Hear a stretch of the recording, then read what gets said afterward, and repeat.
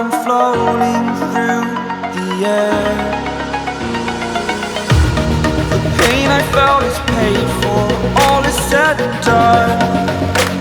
Oh,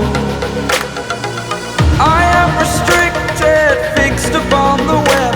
I need to kick the habit that my mind is breathing in. Break out, I've got. রেসিপিটা আমি খুব সহজে বানিয়ে নিয়েছি। এই রেসিপিটা খুব সহজ। এটার জন্য আমি কী কী সবজি নিয়েছি সব তোমাদের দেখিয়ে দেবো।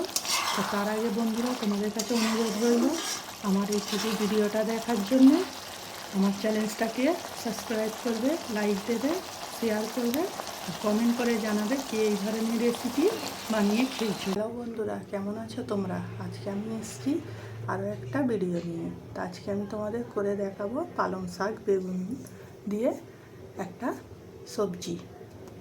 তোমাদের দেখে নিচ্ছি। এখানে আমি পালং শাক নিয়েছি, এটাকে ভালো করে কেটে ধুয়ে পরিষ্কার করে পানি ঝরিয়ে নিয়েছি। একটা বেগুন নিয়েছি, কেটে নিয়েছি, দুটো আলু, টমেটো, পেঁয়াজ আর কাঁচা লঙ্কা। কড়াটা আমার গরম হয়ে গেছে, আমি এর মধ্যে সর্ষের তেল দিয়ে দিচ্ছি অল্প।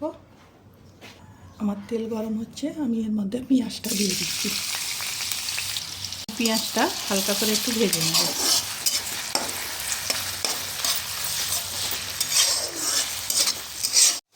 এখানে আমার পেঁয়াজটা ভাজা হয়ে গেছে, দেখতে পাচ্ছেন। এর মধ্যে আমি দিয়ে দিচ্ছি টমেটো কুচুনটা। টমেটোটা দেওয়ার পর ওর মধ্যে আমি দিয়ে দিচ্ছি একটু নুন। নুনটা দিলে টমেটোটা আমার তাড়াতাড়ি গলে যাবে। আমি এবারে টমেটোটাকে ভেজে নেব একটু। এখানে আমার পেঁয়াজটা টমেটোটা ভাজা হয়ে গেছে, টমেটোগুলো গলে গেছে, দেখতে পাচ্ছ। এর মধ্যে আমি দিয়ে দেবো মশলা। হাফ চামচ হলুদ, হাফ চামচ লঙ্কা, অল্প একটু ভাজা ধনে,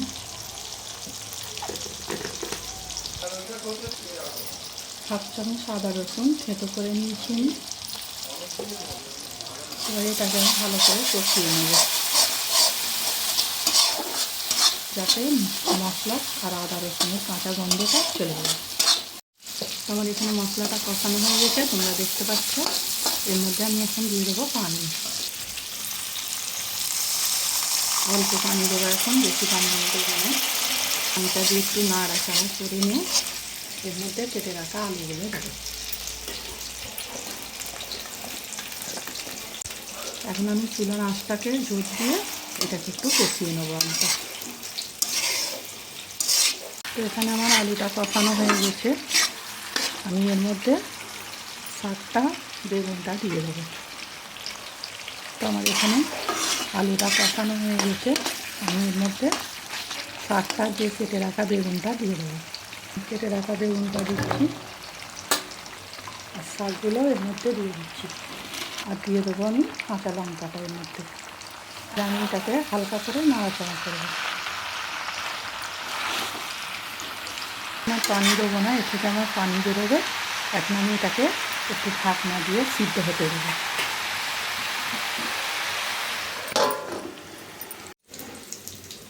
এবার আমি ঢাকনাটা খুলে দেখতেই পাচ্ছ আমার এখানে কতটা পানি দিয়ে দিয়েছে আর অনেকটা সিদ্ধ হয়ে গেছে। এখানে আমি ভালো করে আর একটু কষিয়ে নেব। নুনটা অবশ্যই একবার দেখে নেবে, কেন আমার আগে নুন দেওয়া আছে। দিয়ে এখানে আমাকে একটু নুন দিতে হবে। আমি একটু নুন দিয়ে দিচ্ছি এর মধ্যে। এখানে আমার কষানো ভালো করে হয়ে গেছে, দেখতেই পাচ্ছ তোমরা। শাকটা অনেকটা কমে গেছে। এবার আমি এর মধ্যে পানি হতে দেবো। আমি 1 পেয়ালা পানি দিচ্ছি। এবার এটাকে ভালো করে নেড়ে একটু ঢাকনা দিয়ে সিদ্ধ হতে দেবো। এখন একে ফ্লেমে সিদ্ধ হতে দেবো।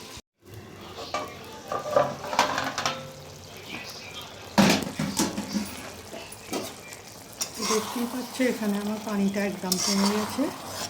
আমি আলুটাও দেখাচ্ছি, সিদ্ধ হয়ে গেছে, দেখতেই পাচ্ছ। আমার রান্নাটা হয়ে গেছে।